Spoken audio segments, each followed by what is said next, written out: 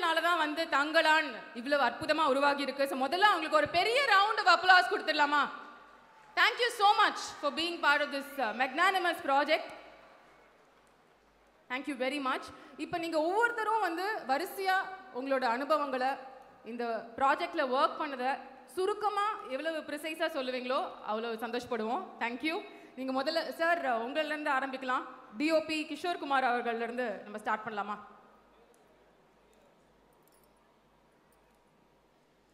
எல்லாருக்கும் வணக்கம். வந்திருக்க சிறப்பு விருந்தினர்கள் சிவகுமார் சார் எல்லாருக்கும் வணக்கம். ரொம்ப சந்தோஷம் இந்த ஸ்டேஜில் நிற்கிறது. எங்கள் அப்பா அம்மாவுக்கு நன்றி சொல்கிற மாதிரி நீலம் ப்ரொடக்ஷனுக்கு நான் நன்றி சொல்கிறேன். என்னோட பர்த் பிளேஸ் வந்து நீலம் ப்ரொடக்ஷன் தான். ஏன்னா இவ்வளோ பெரிய மேடை, இது என்னோட 3வது படம். இந்த 3வது படத்தில் இவ்வளோ பெரிய மேடை கொடுத்து அழகு பார்த்துருக்குது நீலம் ப்ரொடக்ஷன். கண்டிப்பாக ரஞ்சித்தனா, ஸ்டுடியோ கிரீன் ஞானவேல் சார் அவங்களுக்கும் நன்றி. இந்த மேடை மட்டும் இல்லை, நான் லைஃப்பில் இனிமேல் ஏற போகிற எல்லா மேடைகளுக்கும் நான் ஒருத்தருக்கு நன்றி சொல்லணுன்னா அந்த லைஃப்பில் அது ரஞ்சித்தனாவுக்கு மட்டும்தான். ஏன்னா அப்படி ஏற்றி விட்டு அழகு பார்க்குறதுல அவரை மிஞ்சுறதுல வந்து யாருமே கிடையாது. இந்த படம் வந்து ஒரு நிறைய பேர் இந்த படத்தோட ட்ரெய்லர் டீசர் பார்த்துட்டு விஷுவலை பற்றி பேசுகிறாங்க, விஷுவலை பற்றி கமெண்ட் பண்ணுறாங்க. அதுக்கு முக்கியமான காரணம் இந்த ஒட்டுமொத்த க்ரூவுமே கேமரா பாயிண்ட் ஆஃப் வியூ யோசிச்சு இந்த படம் பண்ணியிருக்கோம். அண்ணனோட ரைட்டிங்காக இருக்கட்டும், எல்லா விஷயமுமே இது கேமரா பர்ஸ்பெக்டிவில் கேமராவில் பார்க்குறதுக்கு எப்படி இருக்கும் அப்படின்றது மாதிரி தான் இதில் ஒர்க் பண்ணியிருக்கோம். விக்ரம் சாரோட நடிப்பாக இருக்கட்டும், அவரோட எனர்ஜி, ஒட்டுமொத்த ஆர்டிஸ்டோட எல்லாருமே வந்து டுவோர்ட்ஸ் கேமரா வந்து ஒரு எனர்ஜியை வந்து கொடுத்துருக்காங்க.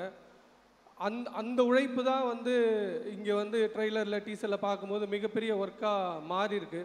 என்னமோ இந்த 3வது படம் கிஷோருக்கு வந்து ஒரு பெரிய படத்தை நம்ம கொடுத்துருவோம் அப்படின்னு ஒரு ஒட்டுமொத்த 200-300 பேர் சேர்ந்து எனக்கு ஒர்க் பண்ண மாதிரி இருந்துச்சு இந்த படத்தோட எக்ஸ்பீரியன்ஸ் அப்படி தான் இருந்தது. சேது படம் நான் கும்பகோணத்தில் ஸ்கூல் கட்டடிச்சுட்டு ஷூட்டிங் பார்க்க போயிருந்தேன். அந்த ஜேர்னிலேருந்து இந்த ஸ்டேஜ் வந்து நிற்கிறது வந்து எனக்கு ஒரு மிகப்பெரிய ஒரு விருது வாங்குகிற மேடை மாதிரி இருக்குது எனக்கு. இந்த மேடை அவ்வளோ பெரிய அங்கீகாரம் எனக்கு. இந்த படத்தில் ஒரு விஷுவலாக சொல்ல போனோன்னா இதில் வந்து ஒரே ஒரு லென்ஸ் தான் படம் ஃபுல்லாக யூஸ் பண்ணியிருக்கோம், 18mm லென்ஸு. அந்த 18mm லென்ஸை சும்மா போட்டுட்டு நம்ம வந்து ஒரு ஷாட் எடுக்கும்போது ஈஸியாக நம்ம வந்து ஒரு ஷாட்டை எடுத்துட முடியாது. ஒட்டுமொத்த ஆர்டிஸ்ட்டுமே அவங்க திருப்பி நம்ம அந்த லென்ஸுக்கு கேமராவுக்கு வந்து ஒரு எனர்ஜியை கொடுக்கணும். அந்த விதத்தில் பார்க்கும்போது மாளவிகா மேமாக இருக்கட்டும், டேனியலாக இருக்கட்டும், எல்லாருமே பசுபதி அண்ணனாக இருக்கட்டும், எல்லாம் ஒரு ஷாட் இப்படி வச்சா போதும், அது அவ்வளோ கன்வின்சிங்காக மாறுதுன்னா அது அவங்களோட ஒர்க் இல்லாமல் கண்டிப்பாக அது இவ்வளோ பெரிய படம் பண்ணியிருக்க முடியாது. Thank you all the artist, thank you all the talents. அதே மாதிரி இவங்க கூட இருக்க தமிழ் பிரபாவோட ரைட்டிங்காக இருக்கட்டும், எல்லாமே ஒரு ப்ரீ ப்ரொடக்ஷன்லாம் அவங்களோட ரைட்டிங் வந்து அவ்வளோ இன்ஸ்பயர் பண்ணிச்சு. ஒட்டுமொத்த டீமுமே இதுக்காக உழைச்சிருக்கோம். இது படத்தை பற்றி முன்னாடியே நிறையா சொல்கிறத விட படத்தோட வெற்றி விழாவில் வந்து இன்னும் நிறையா பேசணும்னு நினைக்கிறேன். நிறையா விஷயம் நீங்களும் கேள்வி கேட்கணும். சோஷியல் மீடியாவில் படத்தை பற்றி நிறைய விஷயங்கள் வந்து ஷேர் பண்ணுறதுக்கும் பகிர்றதுக்கும் நிறைய இருக்குது. நம்ம கண்டிப்பாக படத்தோட வெற்றி விழாவில் சந்திக்கலாம். Thank you so much. ரஞ்சிதனா, லவ் யூண்ணா. Thank you so மச்ண்ணா.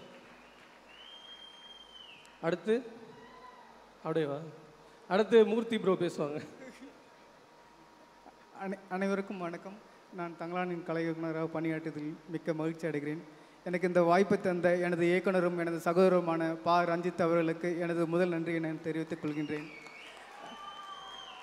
இந்திய சினிமாவின் பொக்கிஷமான சேயான் விக்ரமன் சார் அவர்களுக்கும், Parvathy ma'am, Malavika ma'am, Daniel sir, Pasupathy sir, இசை அசூரன், எங்கள் ஜி பிரகாஷ் சார் மற்றும் சக நடிகர்கள் அனைவருக்கும் எனது நன்றியை தெரிவித்துக் கொள்கின்றேன். முக்கியமாக என்னுடன் பயணித்த, என் கனவை சுமந்த, என் கற்பனையை சுமந்த எனது உதவியாளர்கள் சுகன்மாயா, ராஜி, சசி, தீபா, திராவிட், அலெக்ஸ், அர்ஜுன், சங்கர், சஞ்சய் மற்றும் அனைவருக்கும் எனது நன்றியை தெரிவித்துக் கொள்கின்றேன்.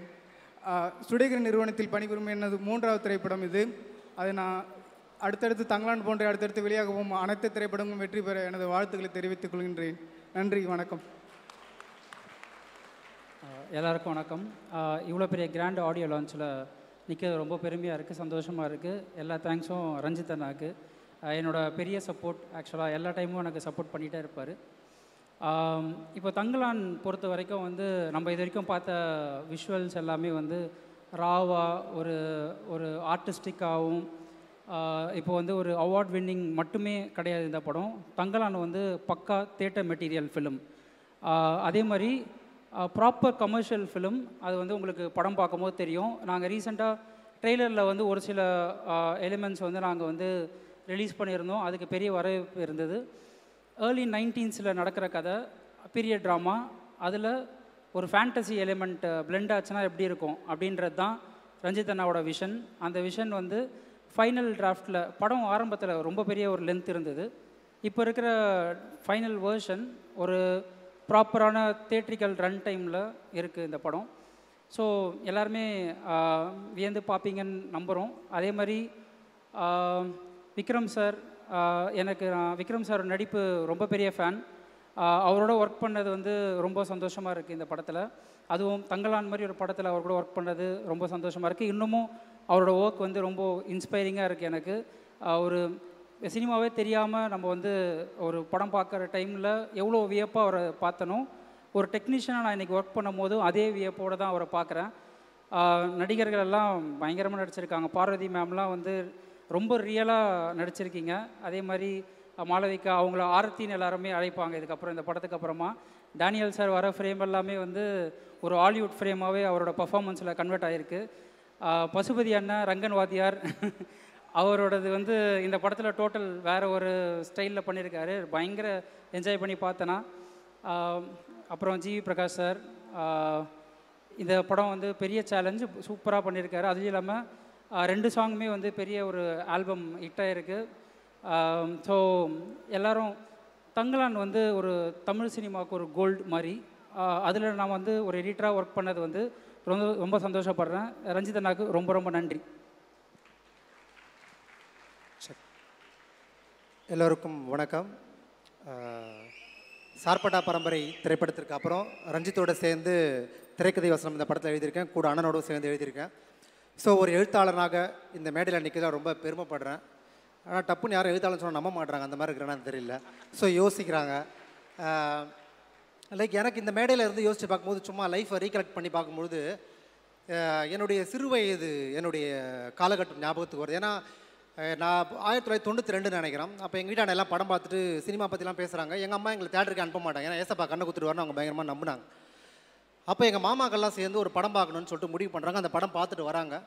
அந்த படத்துடைய பாட்டு மட்டும் பயங்கர எதுகுமோனையாக இருக்குது. மண் ஸ்டவ்லாம் வருது, எனக்கு புரியல. ஆனால் அந்த படம் பார்க்கணும் ரொம்ப ஆர்வமாக எனக்கு இருந்தது. அப்புறம் எங்கள் மாமா அவர் இறந்துட்டார். இப்போ அவர் அந்த படத்தை கூப்பிட்டு போனார். முதல் முறை என் வாழ்க்கையில் ஒரு படத்தை போய் பார்க்குறேன். கேஷ்னோ தேட்டரில் போய் அந்த படத்தை பார்க்குறேன். ஒரு பெரிய அரங்கம், ஒரு ஹீரோவை பார்க்குறேன். அந்த படம் பேர் மீரா. ஸோ அந்த பட கதாநாயகனோட படத்துக்கு இப்போ நான் ஒரு எழுத்தாளலாம் வந்து இந்த மேடையில் நிற்கிறதுல ரொம்ப சந்தோஷப்படுறேன். Thank you so much for this opportunity அவர் டைரக்டர் ரஞ்சித். இந்த படத்தினுடைய ப்ராசஸ், ரைட்டிங் ப்ராசஸ் வந்து it's very heavy. What I mean it, like நீங்கள் ஒரு யதார்த்தவாத திரைப்படத்துக்கு கதை எழுதலாம், ஒரு முற்றிலும் ஒரு ஃபேண்டசி படத்துக்கு கதை எழுதலாம். ஏன்னா ரெண்டுமே அதன் உலகத்திலோட நம்ம காட்டுறது தான் உலகம். ஆனால் ரெண்டுத்துக்கு நடுவில் இருக்கிற மேஜிக்கல் ரியலிசங்கிறது வந்து எழுதுறதுக்கு ரொம்ப சவாலானது.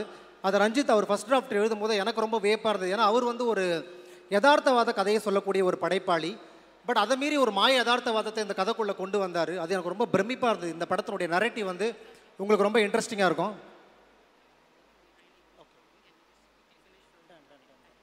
Done okay. ஸ்கிரிப்டில் எடிட் பண்ணுறவங்க சொல்கிற மாதிரி இங்கே எடிட் பண்ண சொல்லிட்டாங்க. ஸோ இதை தான் நான் சொல்லணும்னு நினைக்கிறேன்.